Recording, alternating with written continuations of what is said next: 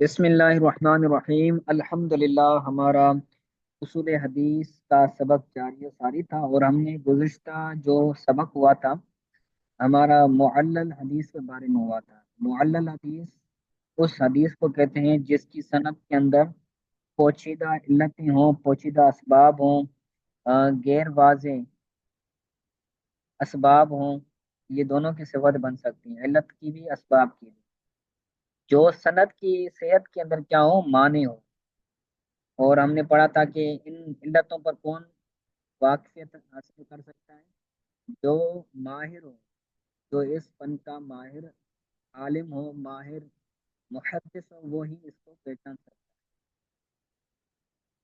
تو آج پڑھیں گے ہم کہ کوئی بندہ اگر کسی حدیث کے اندر علت ہونے کا دعویٰ کرتا ہے کہ فلاں حدیث کے اندر یہ علت ہے، تو اس کا کیا حکم ہوگا، اس کی کیا وضاحت ہوگی؟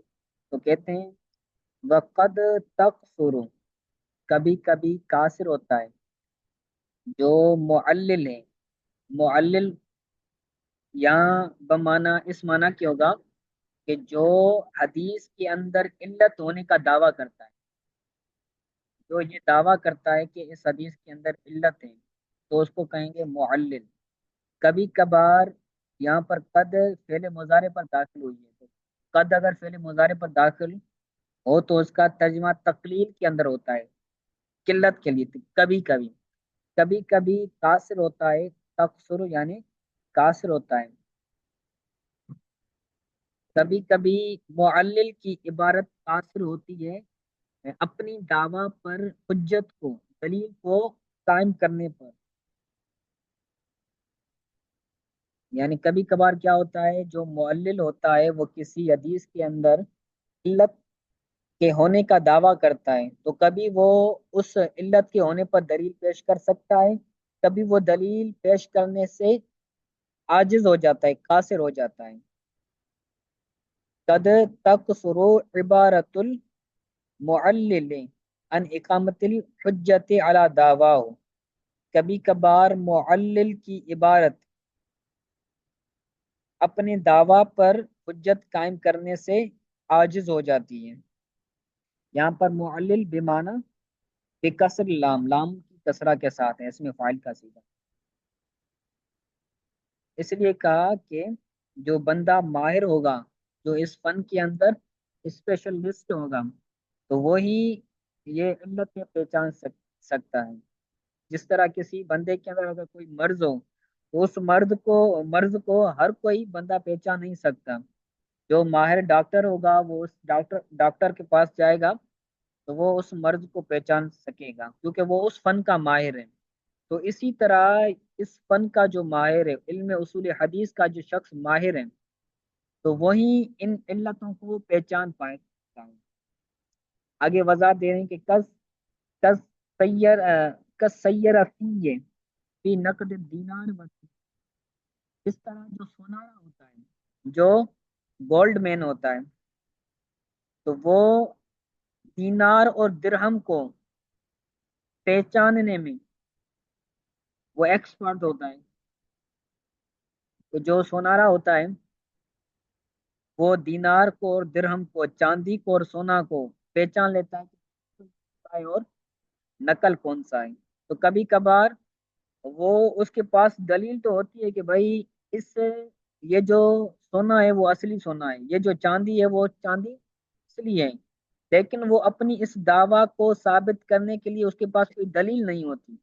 اس کو یقین ہوتا ہے کہ یہ سونا اصلی ہے، لیکن اس کے باوجود بھی وہ کیا کرتا ہے، دلیل قائم نہیں کر پاتا۔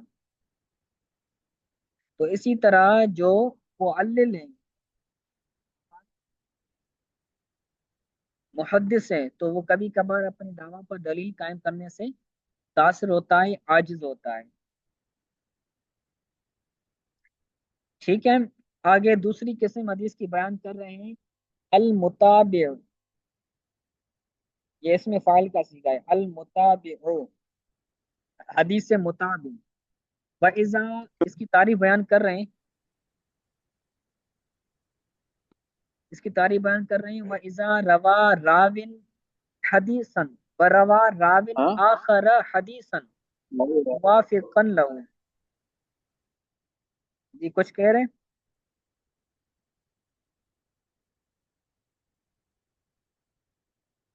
तो मुताबे हदीस की तारीफ बयान कर रहे हैं कि जब रावी कोई हदीस रिवायत करे, व इज़ा रवा राविन, जब कोई रावी हदीस रिवायत करे, और व रवा राविन आखर हदीसन, और दूसरा रावी कोई और हदीस बयान करे, जो हदीस उस पहली रिवायत के क्या हो, मुवाफिक हो, मुताबिक हो। एक रावी है जिसने हदीस को रिवायत किया है, और उसी की मिसल, उसी की मुवाफिक दूसरा रावी हदीस बयान। राविन आखरो होगा यहाँ पर, ये हदीस की सिफत नहीं है बल्कि राविन की सिफत है। और यहाँ पर रावी हालत रफ़ई के अंदर है, क्योंकि ये फाइल बन रहा है, ये असल में रावियुन था, कायदे की वजह से ये रावी बन गया है। तो यहाँ पर होगा आखरो। एक रावी हदीस बयान करें, और दूसरा रावी ऐसी हदीस बयान करे जो उस पहली हदीस के क्या हो, मुवाफिक हो, मुताबिक हो। तो युसम्मा हाजल हदीस, जो हदीस मुवाफिक है, जो दूसरी हदीस बयान की गई है, उसको हदीस मुताबिक बोलते हैं। युसम्मा हाजल हदीस मुताबिअन, या युसम्मा हाजल हदीसु मुताबिअन, उस इस हदीस को मुताबिक कहा जाता है। तो हदीस पहली हदीस के मुताबिक होती है, उसको मुताबिक, इसमें फाइल का सीगा कहा जाता है।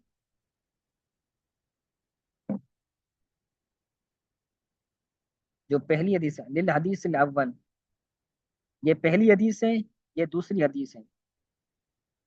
तो जिस हदीस के मुताबिक होगी, तो वो पहली हदीस हुई, तो उस पहली हदीस को हदीस मुताबिक कहा जाएगा। बी सीगत इस्मिल फाइल, इसमें फाइल की सीगा के साथ। आगे कह रहे हैं वहाजा माना मा यकुलुल मुहद्दिसून ताबअहु फुलान, यही माना है मुहद्दिसीन के इस कौल का। मा यकुलुल मुहद्दिसून, इसका तर्जुमा होगा कि यही माना है मुहद्दिसीन के इस कौल का, कि मुहद्दिसीन कहते हैं कि फलां रावी ने इसके इसकी ताबे की है, या फिर इसकी इस्तिलाह के तौर पर बोला जाता है ताबा फलान। जो मुहद्दिसीन कहते हैं कि ताबा फलान, तो मुहद्दिसीन के इस कौल का, मुहद्दिसीन के इस फरमान का यही माना है कि वो हदीस उसके मुवाफिक बयान की जाती है। एक हदीस रावी बयान करता है, उस हदीस के मुवाफिक दूसरा रावी वही हदीस बयान करता है। तो जो पहली हदीस होती है उसको क्या बोला जाता है, हदीस मुताबे।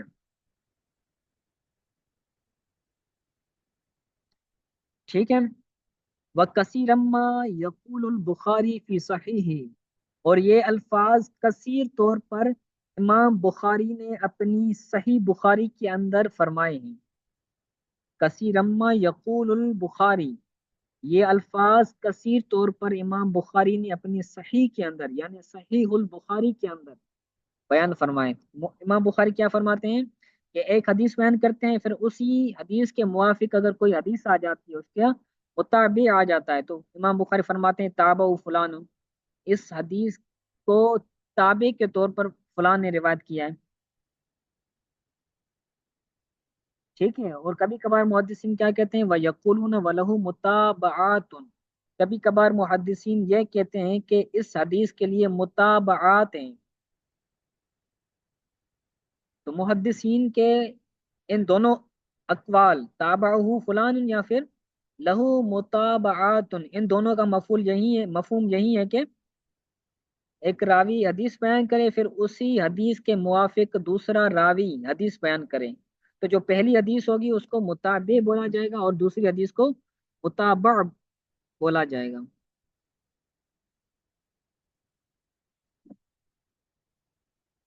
ठीक है। आगे फायदा बयान कर रहे हैं कि जो मुताबा है اس کا فائدہ کیا ہے، اس کے بینیفٹس کیا ہیں؟ تو بتا رہے ہیں والمتابعۃ یوجب التقویۃ والتأیید، جو متابعات ہوتی ہیں وہ تقویت کا اور تائید کا فائدہ دیتی ہیں. یوجب یعنی فائدہ دینا، متابعات یا متابعہ یہ تقویت کا اور تائید کا فائدہ دیتی ہے. ایک حدیث بیان ہوئی تو اسی حدیث کے موافق دوسری حدیث بطور متابعہ اگر بیان کی جا رہی ہے تو جو پہلی حدیث ہے اس کو کیا ملے گی؟ تقویت ملے گی، اس کو تائید ملے گی.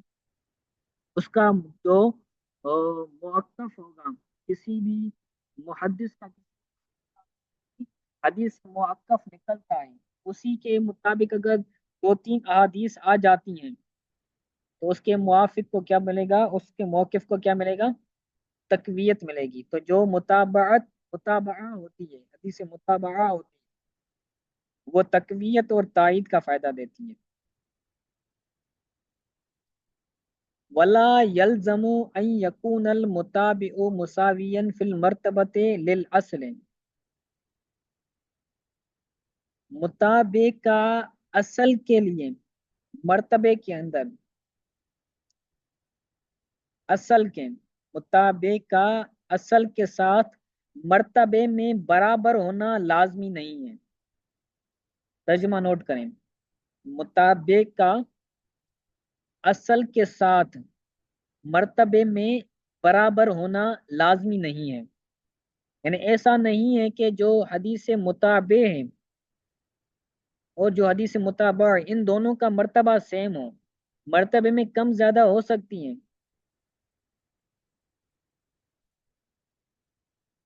دونوں کا مرتبے میں ایک ہونا یہ لازمی نہیں ہے، مرتبے میں کم بھی ہو سکتی ہیں، مرتبے میں زیادہ بھی ہو سکتی ہیں. تو یہ شرط اور لازم ہونے کے لیے یہ ضروری نہیں ہے کہ وہ دونوں برابر ہو مرتبے کے اندر. ان کانا دون ہو، اگرچہ وہ اس سے مرتبے میں کم ہو تو بھی کیا ہوگا؟ یصلح ایضا للمتابعت، تو وہ متابع ہونے کے لیے پھر بھی کیا کرے گی؟ صلاحیت رکھے گی. متابعہ بننے کے لیے وہ کیا کریں گی؟ صلاحیت رکھیں گی، وہ متابعہ بن سکتی ہے مرتبے میں اگرچہ کم ہو. جیسے ایک حدیث ہوتی ہے اصح الاسانید، آپ آگے پڑھیں گے کہ اصح الاسانید جو سندوں کے اندر سب سے زیادہ صحیح سند جس کو قرار دیا جاتا ہے، ایک وہ ہوتی ہے اور ایک ہوتی ہے صرف صحیح سند، صحیح السند. تو جو اصح الاسانید ہے اس کا مرتبہ زیادہ ہے اور جو صحیح السند ہے اس کا مرتبہ کم ہے. تو اگرچہ اس کا مرتبہ کم ہو لیکن پھر بھی وہ کیا بن سکتی ہے؟ متابعہ بن سکتی ہے، کسی حدیث کا متابعہ بننے کے وہ صلاحیت رکھ سکتی ہے. یہ متابعہ کا فائدہ ہے، آسان ہے، اس کو نوٹ کر لیں. آگے کہتے ہیں درجات المتابعہ، متابعات، جو حدیث متابعہ ہوگی اس کے درجات کیا ہیں؟ اس کے دو ہی درجات ہیں. کہتے ہیں والمتابعۃ قد یکون فی قد یکون فی نفس الراوی و قد یکون فی شیخ فوقہ، فی شیخ فوقہ. جو متابعہ ہوتی ہے وہ کبھی کبھار نفس راوی کے اندر ہوتی ہے اور کبھی کبھار اس راوی سے جو اوپر شیخ ہے اس شیخ کے اندر متابعہ ہوتی ہے. ایک حدیث ہے، ایک راوی حدیث بیان کر رہا ہے، وہ راوی حدیث بیان کر رہا ہے وہی راوی اس کے اندر ہوں، وہی الفاظ متن کے اس حدیث کے اندر ہوں تو وہ متابعہ اس راوی کے نفس راوی کے اندر ہوگی. یعنی تمام راوی برابر ہوں گے، دونوں احادیث کے متن بھی برابر ہوگا. اور کبھی کبھار کیا ہوگا؟ وہ جو نفس راوی ہے اس کا تو نام نہیں ہوگا بلکہ شیخ سے وہ کیا ہوگا؟ متابع ہوگا، کہ شیخ نے حدیث بیان کی ہوگی، پھر اس کے دو تین یا پھر چار پانچ کیا ہوں گے؟ طلبہ ہوں گے. تو ان تمام طلبہ نے اس حدیث کو سنا ہوگا، پھر ہر طالب نے، ہر راوی نے اپنے اعتبار سے اس کو آگے حدیث کو بیان کیا ہوگا. تو اس کے اندر کیا ہوگا؟ تو وہ نفس راوی کے اندر تو متابعہ نہ بن سکے گی، بلکہ اس راوی سے جو اوپر شیخ ہوگا، کیونکہ تمام راویوں کا، ان تمام تلامذہ کا کیا ہوگا؟ شیخ ایک ہی ہوگا. تو اس شیخ کے اندر کیا ہو جائے گی؟ متابعہ ہو جائے گی. کہتے ہیں والاول اتم و اکمل من الثانی، جو پہلی قسم ہے نفس راوی کے اندر متابعہ ہونا، تو یہ اتم ہے، تمام، مکمل ہے، وہ اکمل، زیادہ کمال والی ہے، من الثانی، جو دوسری قسم ہے یعنی شیخ کے اندر جو متابعہ ہوتی ہے، تو اس سے جو پہلی قسم ہے نفس راوی والی، تو وہ زیادہ اتم ہے اور زیادہ اکمل ہے، کمال والی ہے. لأن الوہن لأن الوہن لأن الوہن فی اول الاسناد اکثر و اغلب، کیونکہ سند کے شروع میں جو ذوف ہوتا ہے وہ اکثر طور پر ہوتا ہے اور اغلب طور پر ہوتا ہے. اکثر طور پر زیادہ جو ذوف ہوتا ہے وہ سند کے شروع میں ہوتا ہے. جیسے جیسے سند بڑھتی جا رہی ہوتی ہے تو اس کے اندر اس کے ذوف ہونے کا جو امکان ہوتا ہے وہ کم ہوتا جا رہا ہوتا جاتا ہے، کیونکہ آگے تابعین آتے ہیں، پھر تابعین کے بعد صحابی آتے ہیں، تو صحابہ اور تابعین کے اندر ذوف کا ہونا یہ کم ہوتا ہے برخلاف سند کے شروع کے اندر. تو اس لیے کہا کہ اگر متابعہ شروع سند کے اندر مل جاتی یعنی نفس راوی کے اندر مل جاتی ہے، تو پھر کیا ہوگا؟ وہ نفس نفس راوی کے اندر جو متابعہ مل جاتی ہے، تو وہ جو شیخ کے اندر متابعہ مل جاتی ہے اس سے زیادہ اتم ہے اور زیادہ اکمل ہے. ٹھیک ہے، تو یہ آج کا سبق ہے، اس کو اچھی طرح سے یاد کیجیے گا. آج ہم نے جو معلل حدیث کا جو کچھ سبق رہتا تھا وہ بھی ہم نے پڑھا، اسی طرح حدیث مطابق کی تعریف پڑھی، فائدہ متابعہ پڑھا، اور درجات المتابعہ پڑھا. تو یہ تینوں چیزیں، چاروں چیزیں اچھی طرح سے یاد کیجیے گا. انشاءاللہ تعالیٰ میں کل حدیث معلل سے سنوں گا، اور زبانی بھی یاد کیجیے گا، عبارت ترجمہ بھی یاد کیجیے گا. آج کے سبق کے حوالے سے کوئی بات سمجھ نہ آئی ہو تو پوچھ لیں.